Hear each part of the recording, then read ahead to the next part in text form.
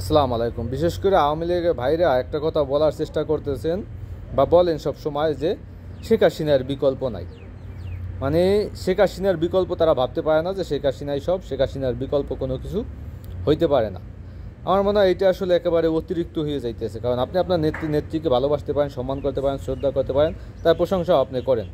কিন্তু যখন আপনি বলবেন যে শেখ হাসিনার বিকল্প নাই, পৃথিবীতে সব কিছুর বিকল্প আছে, শুধু শেখ হাসিনা না, এমনকি নবীদের বিকল্প হিসাবে নবীরা আসছে, একের পর এক নবী আসছে ধারাবাহিকতায়, ঠিক আছে?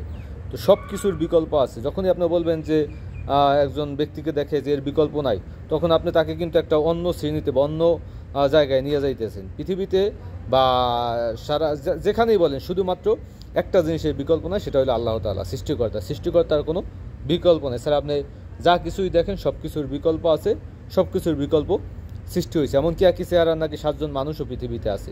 এবং গুণের কথা যদি বলেন, সেক্ষেত্রে আপনি যখন বলবেন যে এর বিকল্প কোনো কিছু নেই, এই মাপকাঠি বা কারো গুণের বা কারো চরিত্রের মাপকাঠি আপনি কীভাবে জাস্ট নির্ধারণ করলেন? যে আপনি আপনি আসলে কীভাবে জানতে পারলেন যে শেখ হাসিনার বিকল্প নাই, বা শেখ হাসিনার থেকেও ভালো উন্নত মানের একজন মানুষ থাকতে পারে এই আওয়ামী লীগই, এবং আওয়ামী লীগেই থাকতে পারে?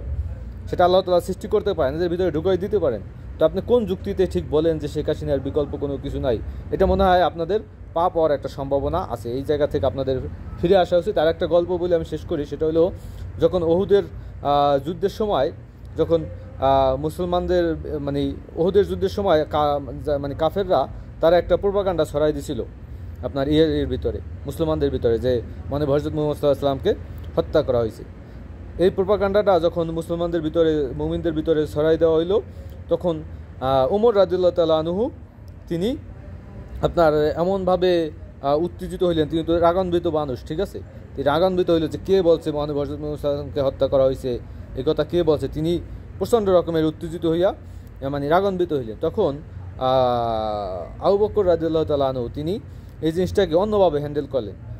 বলতেছেন তার সাহাবীদেরকে, তারা যারা যুদ্ধে অংশগ্রহণ করেছিল সেই মুমিনদেরকে উদ্দেশ্য করে বলতেছেন যে ধরো তুমি মহানবী হযরত মুহাম্মদ সাল্লাল্লাহু আলাইহি ওয়াসাল্লাম মৃত্যুবরণ করছে, বা মহানবী হযরত মুহাম্মদ সাল্লাল্লাহু আলাইহি ওয়াসাল্লাম এমন কেউ না যে তিনি মৃত্যুবরণ করবেন না। সমস্ত নবী একের পর এক আসছে, সবাই মৃত্যুবরণ করছে, এবং কেউ বিভিন্নভাবে মৃত্যুবরণ করছে।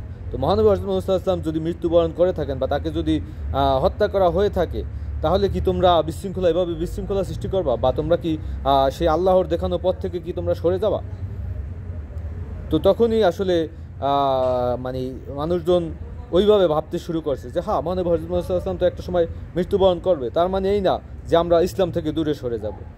তো এটাই আসলে মানে বোঝানোর চেষ্টা করলাম যে সব কিছুর বিকল্প হয়, বা কেউ যদি চলে যায়, এজন্য এটাই না যে আসলে তার আদর্শ বা তার প্রতি ভালোবাসা বা তার প্রতি সম্মান শ্রদ্ধা করা যাবে না, বা তাকে এমন একটা জায়গায় আমরা রাখবো যে বিপরীতে বা তার বিকল্প হিসাবে অন্য কেউ যে আসবে না।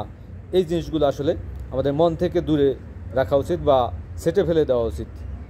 শেখ হাসিনার বিকল্প আছে, হয়তো আরও ভালো বিকল্প থাকতে পারে, সেটা একমাত্র আল্লাহ তাআলা জানেন। আমরা যেন আসলে এমনভাবে কথা না বলি যেন বা এমনভাবে প্রমোট একজনকে না করি যেটা আসলে মানে পাপের পর্যায়ে চলে যায়।